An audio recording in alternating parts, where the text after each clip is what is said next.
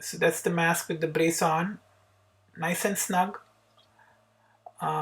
Feels that it fits right on the nose and doesn't move as you talk and speak. Not 100% tight, but definitely very secure. So that's how the printed brace looks like.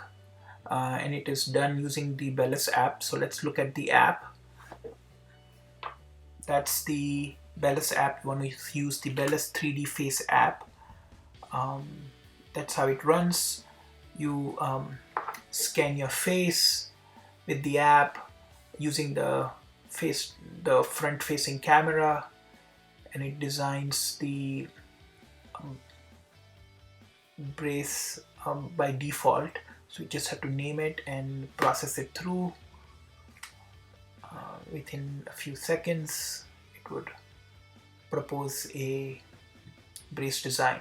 You don't have any control of selecting a specific position of the brace or anything like that. The printed brace with the file called STL file can then be sent to the 3D printer and printed out.